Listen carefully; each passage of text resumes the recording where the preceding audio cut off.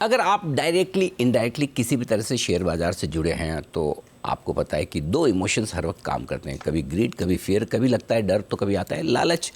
और ऐसे में सोचिए, आप अपने दिमाग को एकदम शांत, काम, कंपोज, स्टेबल किस तरह से रख पाएँ। बड़ा मुश्किल काम है ना।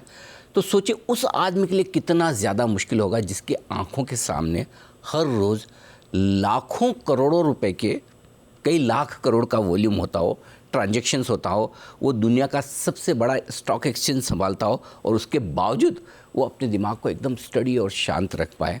जी हाँ, मैं बात कर रहा हूँ आशीष कुमार चौहान साहब की, जो एनएससी के एमडी और सीईओ है। उनकी ज़िंदगी पर एक बहुत ही इंटरेस्टिंग किताब आई है और उसका नाम है स्थित प्रज्ञ, यानी कि एकदम स्टडी माइंड, शांत माइंड, एकदम स्टेबल माइंड। और ये किताब लिखी है डॉक्टर मयूर शाह ने उनकी ज़िंदगी पर।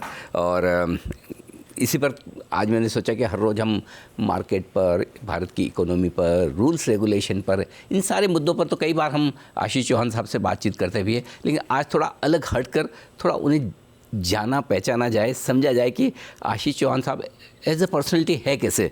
सर, सबसे पहले तो आपकी जीवन पे ये किताब लिखी है स्थित प्रज्ञ, इसका मतलब क्या है? इस किताब का नाम जो स्थित प्रज्ञ है, ये क्यों? धन्यवाद। स्थित प्रज्ञ एक गीता, भगवान श्री कृष्ण ने महाभारत में अर्जुन को एक तरह से एक पाठ पढ़ाया था, गीता, जिसको हम गीता के रूप में जानते हैं। तो उसमें स्थित प्रज्ञ एक परिस्थिति है जो बताता है कि जो व्यक्ति हर समय अपना बैलेंस बना के चलता है, वो व्यक्ति एक तरह से एक आदरणीय होता है। तो स्थित का मतलब है स्टेडी और प्रज्ञा मीन्स वाइज। तो जो स्टेडी विजडम जिसमें होता है वो व्यक्ति को स्थित प्रज्ञ कहते हैं। और एक तरह से एक आइडियल सिचुएशन है, कोई होता नहीं है, लेकिन सभी जो दृष्टा होते हैं, जो योगी होते हैं, तपस्वी होते हैं, वो सब कोशिश करते हैं कि उस डायरेक्शन में जाएं। तो एक तरह से ये जो पुस्तक है वो मैंने नहीं लिखी है, मेरे जीवन पे डॉक्टर मयूर शाह ने लिखी है। और उनको ऐसा लगा कि भाई मैं इस तरह का जीवन जीता हूँ, तो इसलिए उन्होंने ये लिखा है। तो उन्होंने हर जो प्रकरण है उसमें पहले उन्हें गीता जी का एक श्लोक दिया, उसके ऊपर कैसे मैंने वो निभाया, तो उस हिसाब से उन्होंने हर चैप्टर पे एक एक गीता जी का श्लोक और उसका एक मेरे जीवन से कैसे वो जुड़ा हुआ है, होता है, उस हिसाब से उन्होंने लिखा हुआ है। बड़ी इंटरेस्टिंग। और मैं बता दूं हमारे दर्शकों को, 4 भाषाओं में ये किताब ऑलरेडी, आपको जो पसंद हो, चाहे वो हिंदी, अंग्रेजी, गुजराती और अभी अभी मराठी में भी इस किताब का अनुवाद किया गया है। लेकिन एक बड़ी इंटरेस्टिंग चीज़ आपने अभी कहा भी कि योगी, दृष्टा जो लोग होते हैं वो अपने आप को स्टेबल रखने की कोशिश करते हैं। मैंने सुना है, पढ़ा तो नहीं, सुना है कि आप भी योगी या मंक या साधु बनना चाहते थे, ये सही है? हाँ, बचपन में कोशिश मैं प्रिपेयर कर रहा था कि मैं साधु बनूं। सीरियसली? हाँ, क्योंकि एक तो घर पे भी रिलीजियस प्रभाव था और हमारा जो सेक्ट है उसमें साधु बनते भी है। और खुश, माने परिवार भी खुश था कि चलो एक बच्चा समाज के काम में आएगा। तो लेकिन 17 साल की उम्र में आईआईटी में दाखला मिला, आईआईटी मुंबई में, तो इस हिसाब से फिर आईआईटी आ गया। तो उसके बाद जीवन थोड़ा बदल गया, लेकिन प्रयास उसी तरफ चालू था कि कैसे आगे जाके एक वय होने के बाद ही साधु आप बन सकते हो। तो उस हिसाब से ही कोशिश कर रहे थे। आप अलग डायरेक्शन में निकल गए। हाँ। लेकिन अच्छा हुआ निकल गए नहीं तो शायद आज हिंदुस्तान में, जो आप एनएससी की तो हेड हैं ही, लेकिन दुनिया का सबसे बड़ा एक्सचेंज है। ये इस यात्रा को कैसे देखते हैं? 30 साल पहले एक यंग जवान लड़का अहमदाबाद से निकल के आज दुनिया के सबसे ज़्यादा ट्रेड होने वाले एक्सचेंज का हेड है। मतलब इस पूरे में काफ़ी उतार चढ़ाव रहे होंगे, आप कैसे अपने आप को एकदम काम कंपोज रखते हैं? नहीं, एक तरह से क्योंकि बचपन से ऐसा था कि मुझे कुछ बनना नहीं है या कुछ करना नहीं है, माने अपने लिए कुछ नहीं होना है। अच्छा। तो और गुजराती माध्यम में पढ़े थे 12वीं तक। तो जब अंग्रेजी आईआईटी में पढ़ने को आई तो बहुत तकलीफ हुई। और हकीकत तो यह है कि लगता था कि अब चलो घर चलते हैं, कई बार कोशिश भी करी, ऐसा नहीं है, हर व्यक्ति के जीवन में उतार चढ़ाव आते हैं। लेकिन वो जो उतार चढ़ाव हुए, मैंने फिर मेडिकल स्कूल में भी दाखला लिया है अहमदाबाद में, क्योंकि अच्छे विद्यार्थी थे तो मार्क्स तो अच्छे आए थे। गुजरात में भी एक दिन मेडिकल का पढ़ाई की, एक दिन इंजीनियरिंग की भी पढ़ाई की। फिर कहा अब IIT पहुंच ही गए तो वो वहाँ पर भी अंग्रेजी, यहाँ पर भी अंग्रेजी, जब अंग्रेजी से ही लड़ना है तो फिर लड़ लेंगे करके पहुँच गए। तो वो जो एक तरह से अलग जगह पे, अलग शहर में और कोई आपका कोई अपना नहीं है, वहाँ पर आपने एक तरह से खुद स्ट्रगल करते हो। और जीवन में कई ऐसी करीब सभी लड़ाई ऐसी होती है जो अपने आप से स्ट्रगल करनी पड़ती है। आपको लगता है कि एक ऐसा यंग लड़का जो इंग्लिश बोलने में स्ट्रगल कर रहा हो और आज दुनिया भर के बड़े बड़े यूनिवर्सिटीज़ में जाके फैकल्टी मेंबर के तौर पे या स्पीकर के तौर पे भाषण देता हो, ये बदलाव आपने कैसे, कई बार ऐसा होता है कि जो चीज़ सबसे मुश्किल लगती है आपने हासिल कर लिया तो आपको ऐसा लगता है हाँ I am on the top of the world, तो उसको एकदम वो फीलिंग्स ना आए, ज़मीन पर रहे, वो कैसे? नहीं, इसलिए जैसे मैं बता रहा हूँ कि आई थिंक 9वीं या 10वीं कक्षा में वक्तृत्व की स्पर्धा थी और गुजरात में ही बोलना था, लेकिन मैं स्टेज पे गया, फिर बोल नहीं पाया। मैंने बड़ा रटन किया था लेकिन फिर भी नहीं बोल पाया। फिर मैंने कहा सॉरी करके निकल गया। अच्छा। तो पब्लिक में बात करना भी आसान नहीं होता है और कई लोगों को डर लगता है, मुझे भी लगता था। और वहाँ से फिर अंग्रेजी पढ़ना सीखना, अंग्रेजी सिर्फ बोलने की बात नहीं थी, इवन समझने की बात थी, अंग्रेजी समझना भी नहीं आता था। तो वहाँ से ये करते गए और मेरा ऐसा कि कोशिश करोगे तो कामयाब होगे। तो और हमारे गुरु प्रमुख स्वामी महाराज थे, बाप्स जो संस्था है, वो कहते कि बेटा सहन करना, अच्छा, सहन करना सीखना। तो वो हिसाब से सहन करते गए और जो आते गया वो मैंने अब एक तरह से ड्यूटी, जो धर्म जो है भारत में, धर्म रिलीजन जो आज वो बात अलग है, लेकिन जो ड्यूटी करते गए समाज के प्रति, परिवार के प्रति, तो ड्यूटी करते करते जो भी, जैसे आपने कहा अंग्रेजी में पढ़ाते हो, आज मैं 30 साल से पढ़ाता हूँ और कई नामी यूनिवर्सिटीज़ में वर्ल्ड में आज प्रोफेसर भी हूँ। खुद का कुछ नहीं चाहिए था तो एक तरह से भगवान ने बहुत कुछ दे दिया और जिम्मेदारी ज़्यादा दी और जिम्मेदारी का जितना वहन कर सकते हैं उतना करते गए और आज भी कर रहे हैं। ये बड़ी बात है। नहीं तो जनरली लोग बड़े एम्बिशियस होते हैं, मुझे लाइफ में ये हासिल करना, ये भी चाहिए, वो भी चाहिए, और उसके पीछे भागते रहते हैं। अगर आप शांत रहें और इच्छाएं कम रखें तब भी ये सब कुछ कर सकते हैं।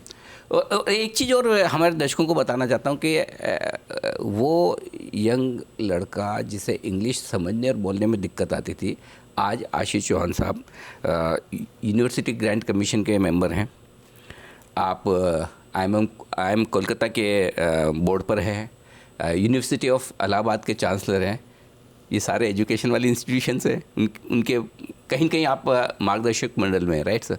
तो ये इसका मतलब ये है कि अगर आपको अगर कोई अंग्रेजी नहीं आती या कोई ऐसी भाषा नहीं आती तो उससे आपके अंदर वो हीन भावना नहीं आनी चाहिए और कोशिश करनी चाहिए कि हम वो जो मिनिमम क्वालिफिकेशन है अंग्रेजी बोलने का, या कोई स्पेनिश हो, कोई भी लैंग्वेज बोलना ज़रूरी है तो हमें सीखनी पड़ेगी। हमें वो भी मन में अभिमान नहीं होना चाहिए कि हम यही करेंगे और उसमें विश्व को हमको मौका देना चाहिए। विश्व को आपसे कोई लेना देना नहीं है। नोबडी ओज यू एनीथिंग। आपको अपने आप को बुलंद करना है, अपने आप को सुदृढ़ करना है और जो समाज के काम में आ सकते हो तो जरूरत रहेगी। तो आज जो एक रहता है कि भाई मेरा एक करियर ऐसे ही रहेगा, तो आप उसको एक कि भाई मैं ये आज 25 साल में ये रहूँगा, 35 साल में ये रहूँगा, 50-55 साल में ये रहूँगा, तो वो जो चीज़ है मेरे जीवन में जो हुआ है, मैंने कई चीज़ें डिटूर हुई मेरे, मैंने 91 में मैंने IDBI ज्वाइन किया एज अ बैंकर। 92 में मुझे पता भी नहीं था और NSE में एक एंट्री हो गई। 2000 तक चलाया उसको, संवारा, इट बिकेम वेरी लार्ज और उसमें IT भी सीखे, बाकी सब जो मैनेजमेंट पढ़ते हो अलग बात है, लेकिन करना अलग बात होता है। जैसे आप स्विमिंग कितनी भी किताब पढ़ लो, जब पानी में गिरते हो तभी स्विमिंग आता है, बाकी तो नहीं आता है। वैसे ही मैनेजमेंट का है कि किताब पढ़ने से कोई मैनेजमेंट प्रैक्टिकल एक्सपीरियंस अलग ही चीज़ है। वो 2000 की साल तक NSE में रहा, फिर खुद का शुरू किया, फेल भी हो गया। उसके बाद मैंने मुंबई इंडियन क्रिकेट टीम चलाई। जीवन जो है मुझे अलग अलग डायरेक्शन में ले गया, और कई बार मैं भी सोचता कि मैं आईटी का आदमी नहीं, मैं आईटी क्यों कर रहा हूँ। लेकिन आईटी में मुझे सबसे बेहतर पुरस्कार भी मिले, बहुत अवार्ड्स भी मिले, और फिर भी मैं आईटी छोड़ना चाहता, लेकिन प्रारब्ध कह रहा था कि भाई आईटी आप नहीं छोड़ सकते। तो कई बार प्रारब्ध से आप लड़ाई नहीं कर सकते हो। जो आपके साथ आया उसको सहज स्वीकार करो, और धीरे धीरे जीवन आपको मौके भी देता है और रास्ता भी दिखाता है। ये तो आपकी बीएससी और एनएससी की जर्नी तो काफ़ी लोगों को अंदाज़ा है, लेकिन एक पार्ट आपकी लाइफ का जो है जिसमें आप रिलायंस में सीआईओ के तौर पर रहे, आप मुंबई इंडियंस की जो आईपीएल की टीम थी वो शुरुआती दौर में जब बन रही थी उसमें आपका बड़ा कंट्रीब्यूशन है और आपने उसको बनाना। तो ये डाइवर्सिफाइड एक्सपीरियंस जो रहा आपका, वो इस बुक में किस तरह से झलकता है? नहीं, एक तरह से जो पुस्तक ने तो वर्णन किया है, लेकिन हम जब सोचते हैं, मैं व्हेन आई लुक बैक, तो लगता है कि जो मैंने कभी कहा नहीं कि ये मेरा काम नहीं है। मैं तो आईटी का हेड था, मुझे कहा गया कि भाई आप अब कॉर्पोरेट कम्युनिकेशंस, मीडिया मैनेजमेंट कर सकते हो। मतलब कोशिश करें, किया नहीं है और करते गया। उस समय भी हमारा परिचय हुआ था जी, है ना। और फिर कहा कि अब क्रिकेट टीम मुंबई इंडियन हमने ली तो ली है, लेकिन टिकट नहीं बेची है। अब हमने कभी टिकट बेची नहीं थी, तो भाई तुम बेच दो। और 2 ही दिन बचे थे, तो उसमें हमने पूरा स्टेडियम भर दिया। तो फिर उनको भरोसा आया। तो कोई भी चीज़ जो मेरे पास किसी ने भी जिम्मेदारी दी, मैंने कभी ना नहीं कहा। तो मुझे लग रहा है कि इसलिए भी ना नहीं कहा कि मुझे उसमें काम ही कर रहे हो, आपको सैलरी भी मिल रही है, तो जो भी काम आएगा वो आपको करना पड़ेगा। मैंने ऐसा नहीं कि, और मैंने आईडीबीआई में भी वही किया, एनएससी में भी जो मुझे कहा कि चाय कॉफ़ी बना के लाओ, वो भी मैं लाता था, आईआईटी आईएम के बाद भी। क्या बात कर रहे हैं। और मैं इंटीरियर डेकोरेशन में उस समय जब एनएससी बन रहा था तो उसके वहीं पे सो जाता था, साइट पे ही। My goodness. तो मैंने कहीं ऐसा नहीं कहा कि ये मेरे स्तर से नीचे है, या मुझे ये मेरे लिए एक हीन है। कि आज भी मेरा ऐसा है कि जो काम चाहिए कि भी आपको टॉयलेट साफ करना है, तो मैं सबसे बेहतर टॉयलेट साफ करके दिखाऊंगा, और सबसे बेस्ट टेक्नोलॉजी यूज़ करके उसको कैसे स्केल करते हैं कि हज़ारों लाखों करोड़ों टॉयलेट्स अच्छे से रहे, वैसी कोशिश करूंगा। क्योंकि अल्टीमेटली आपको जो काम दिया है समाज, उसके लिए आपको तनख्वाह भी दे रही है, और फिर भी आप कहो कि ये मेरे लिए नहीं है, तो एक तरह से आप अपने आप से अन्याय कर रहे हैं। ये बड़ा लेसन ऑफ लाइफ है सर, मतलब कि आपको जो, नहीं तो आज की जनरेशन में आपको पता ही है, ये मेरा काम नहीं है, सबसे पहला तो सेंटेंस वहीं आता है। नहीं, इसलिए, और हमारी जनरेशन भी वही था, जब हम भी थे तो सबको लगता है मैं आईआईटी से हूँ, आईएम से हूँ, या तो मैंने ये किया है तो मैं ये क्यों करूँ। और मेरा उल्टा है कि एक minor skill you have got, जो जिम्मेदारी दी है, बट जीवन जो है आपकी स्किल के लिए नहीं बना है। जीवन में 50 आप घर पे आप नलका बंद हो गया तो आप क्या करोगे कि मेरा काम नहीं है। Most of the time we don't do it, but हकीकत तो है कि पानी तो रोकना है ना, कोशिश तो करनी पड़ेगी, तो क्यों नहीं करते हो। हर चीज़ में ये हाल है हमारा।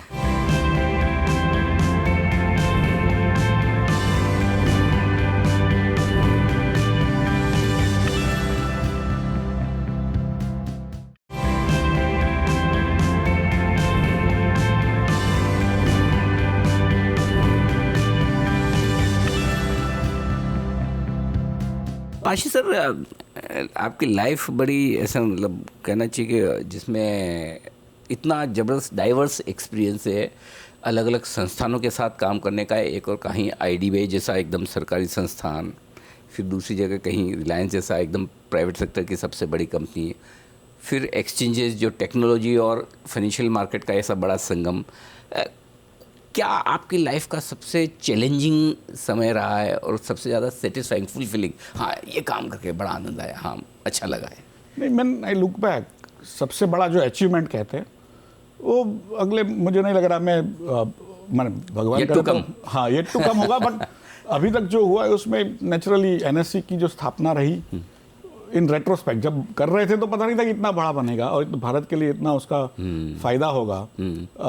लेकिन मुझे लग रहा है एनएससी के जैसी संस्था सदियों में एक बार बनती है, और उसको जब वो बन रही थी उसके अंदर काम करने का सौभाग्य मिला। मैं प्रारब्ध ही कहूँगा कि मेरी वजह से, क्योंकि मैंने थोड़ा सा आईटी भी किया था, तो वो भी समाज के काम में आ गया, जबकि मैं आईटी का इंजीनियर भी नहीं था, लेकिन एक मानसिकता थी कि जो भी काम आएगा मैं करूँगा।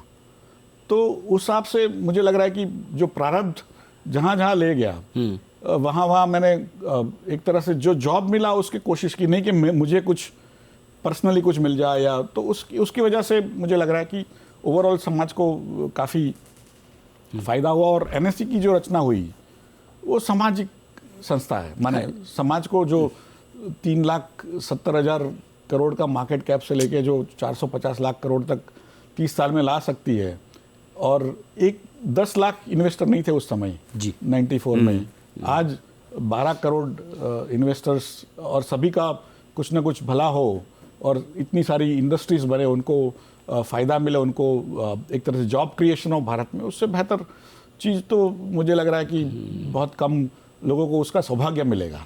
ये तो सदियों में एक आध बार बनने वाली संस्था है, मतलब कब कैसे सोचा और कब ये बनकर आई और क्या साइज़ हो गई है, अमेजिंग। अच्छा सर, काफ़ी यंग लोग हैं जो इस शो को देख रहे हैं, आपका इंटरव्यू देख रहे हैं, आप अपनी लाइफ से क्या कुछ ऐसे चीज़ें उन्हें बताना चाहेंगे इंस्पिरेशन के तौर पर कि जिससे हम भी इंस्पायर हो सके, हम भी सोचें कि हाँ आशीष सर ने इतने लंबे करियर में क्या क्या नहीं किया, लेकिन उससे हम कुछ प्रेरणा ले सकें। नहीं, भगवान ने मुझे बहुत कलर्स दिखाए हैं। मैंने जीवन क्या है, धन इकट्ठा कर लो, एक तरह का कलर है। मैंने एक जीवन में 10 जीवन जी लिए, लेकिन एक बात समझ में आ गई कि आपको brilliance is required once in a while, अच्छा, लेकिन sincerity is required every day. Okay, तो आपको सिंसियर हो तो समाज आपको और एक ही जगह पे सिंसियर हो गए तो वहीं पे रहोगे। जो आप घर पे भी पिता हो तो पिता में सिंसियरिटी जो रोल है, पति हो तो पति की रोल में सिंसियरिटी, पुत्र हो तो पुत्र के रोल में सिंसियरिटी, जब काम करते हो कि व्यापारी हो तो ग्राहक के सामने सिंसियरिटी, अपने सप्लायर के सामने सिंसियरिटी। जो सिंसियरिटी जो है वो आपको जीवन में बहुत आगे ले जाएगी। भले आपको को लोग बुद्धू समझे, मुझे भी समझते हैं, कई लोग मुझे कहते हैं कि ये फॉरेस्ट गंप है, इंडिया का, दौड़ते रहता है, कुछ खुद का तो है नहीं। लेकिन मेरा ऐसा है कि उससे फर्क नहीं पड़ता क्या आपने कितना धन कमा लिया, लेकिन सिंसियरिटी जो है वो धीरे धीरे धीरे करके वो आपकी जो रेपुटेशन भी बढ़ाती है और आपको जीवन में एक सुख देती है कि आपको रात को भी 3 बजे भी उठा के कोई पूछेगा तो आपको दूसरा कुछ बनाना नहीं है मन में कि अभी क्या जवाब दूं, क्योंकि सेम जवाब आपको देना है। सिंसियरिटी जो ट्रूथफुलनेस है, करेक्ट, तो ऑलवेज अवेलेबल 24/7, वो व्यक्ति की जीवन में हर रोज जरूरत पड़ेगी। हो सकता है आप बिलियनर ना बनो, लेकिन आपको अलग अलग अपॉर्चुनिटीज आती रहेगी। एक चीज़ और है कि कई बार ऐसा होता है कि लाइफ में, जैसे आपकी लाइफ जैसा आपने कहा कि अनप्लान्ड ज़्यादा है कि भाई जो जिम्मेदारी मिली मैंने कर ली, लेकिन क्या कुछ ऐसा एजेंडा है, कुछ ऐसा काम है जो आशीष सर को लगता है हाँ अभी करना बाकी है, ये और करना चाहता हूँ ने पिछले 30 साल में 35 साल में बहुत लंबा फासला तय किया है, लेकिन हमें बहुत आगे जाना है। तो जो भी हमने सीखा है, ये सब हज़ारों कार्य हुए हमारे हाथों से, तो जो भी हमने सीखा है उसको कैसे ज़्यादा से ज़्यादा लाभ भारत को मिले, जिससे और भारत बेहतर हो, विश्व में हम एक महासत्ता के रूप में उभर के आए हैं।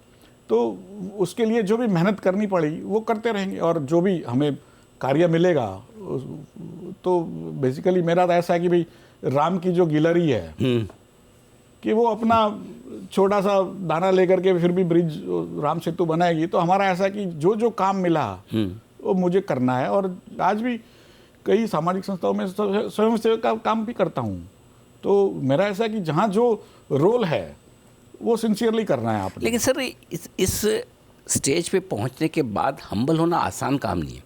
वो कहते हैं कि सिंपल रहो, और मुझे लगता है सिंपल रहना ही सबसे मुश्किल काम है लाइफ में, ये दिखावे वाली दुनिया में। सो ये क्या कुछ इस पे बुक में आपने लिखा है, कैसे ये थॉट प्रोसेस कैसे लाई जाए? वो तो देखिए, जो विचार है वो मेरे जीवन पर लेखक के विचार है, और हर व्यक्ति जो सामने वाला सोचता है वैसा इन अ वे फुल तो नहीं होता है। जो अच्छी अच्छी चीज़ें उन्होंने लिखी है, बुरी बुरी चीज़ें हो सकती है उन्होंने बाहर रखी होगी, लेकिन हकीकत तो ये है कि हर एक व्यक्ति जो है अपने आप में इवॉल्व होता है। महात्मा गांधी भी इवॉल्व हुए पूरे जीवन में। तो जो व्यक्ति जीवन में इवॉल्व होते रहता है समय संजोग एक्सपीरियंसेस के हिसाब से, वही मेरा ऐसा है कि वही व्यक्ति जीवित है। और अगर आप इतने बड़े एक्सचेंज के MD CEO या कैपिटल मार्केट से जुड़ा हुआ ये करियर नहीं होता तो ऑल्टरनेट मतलब दूसरा बेस्ट ऑप्शन क्या होता, क्या करते हैं आप? नहीं, मैं आज भी प्रोफेसर हूँ नॉटिंघम यूनिवर्सिटी में और टोरंटो मेट्रोपॉलिटन यूनिवर्सिटी, तो और भारत में भी कई जगह पे मैं पढ़ाता था। तो मेरा ऐसा कि पढ़ाना एक शौक भी है और एक तरह से आपको इंटेलेक्चुअली एक्साइटेड रखता है। नए यंग लोगों को मिलने से आप में भी एक ऊर्जा आती है। लोग आशीष कुमार चौहान को कैसे याद रखें, किस तरह से वो जाने याद रखें आगे भविष्य में कि हाँ आशीष कुमार चौहान हाँ ये थे? मेरा ऐसा है कि मुझे क्यों याद रखना है? नहीं, क्यों नहीं? क्योंकि कोई सामान्य जीवन है। मैं ट्रंक लेके निकला था 17 साल की उम्र में घर से, तो मेरे जैसे ऐसे करोड़ों लोग जो है भारत में आज भी एक वय के बाद वो ट्रंक नहीं तो आजकल प्लास्टिक की बैग हो गई है बड़ी बड़ी, वो लेके निकलते हैं पढ़ने के लिए, कोई काम करने के लिए, कोई अपना नसीब आजमाने के लिए। और आप भी वहीं से आए हो, ऐसा नहीं कि मैं अकेला हूँ। तो हमारी सबकी जो जीवन है वो करीब करीब अलग अलग पाथ पे गई, लेकिन एक फ्रेमवर्क में रहा कि जो एक उसूल पे चला, सिद्धांत पे चला और इधर उधर ज़्यादा अपने आप को भटका नहीं लिया जिसने। जो बदी होती है उसमें ऐसा नहीं कि बदी आपको भी नहीं टच करी होगी, मुझे भी टच करी है, लेकिन वहाँ से कैसे बचे, कैसे निकले और कैसे आपने अपने जीवन को संभाल के रखा और फिर समाज के काम आते गए, तब समाज आपको एक तरह से ऊपर लेके जाता है। तो मेरा ऐसा है कि वही हकीकत तो है कि आपने समाज के लिए कुछ किया, समाज ने आपके लिए कुछ किया, और 1-2 पीढ़ी याद रखे, 5 पीढ़ी याद रखे, वो ठीक है, बट उससे क्या फ़र्क पड़ेगा? ये आपकी विनम्रता है सर, हम बोलने से कि आप ऐसा सोचते कि हमने कुछ ऐसा नहीं किया, लेकिन आप लाखों करोड़ों लोगों के लिए एक करियर के लिहाज से भी और ज़िंदगी के लिहाज से भी एक आदर्श है। और मैं जितने हमारे दर्शक जो ये शो देख रहे हैं, मैं उनसे रिक्वेस्ट करूँगा कि इस किताब को आप ज़रूर पढ़ें। 4 भाषाओं में तो आप आराम से जो आपकी पसंद की हो, और अगर फिर भी आपको लगा कि नहीं किसी और लैंग्वेज में चाहिए तो भी हम आशीष सर से रिक्वेस्ट करेंगे कि उसमें भी वो बनाने की कोशिश करें, ट्रांसलेट करने की कोशिश करें। लेकिन आज 2 चीज़ें जो मुझे समझ में आई सर आपसे बात करके, एक, काम कोई भी हो छोटा बड़ा नहीं होता और उसको पूरी जिम्मेदारी से, सिंसियरिटी से करना चाहिए, और दूसरा ये कि आप लाइफ में कुछ भी हासिल कर लो लेकिन ग्राउंडेड रहे, हम्बल रहें, हवा में न उड़ें।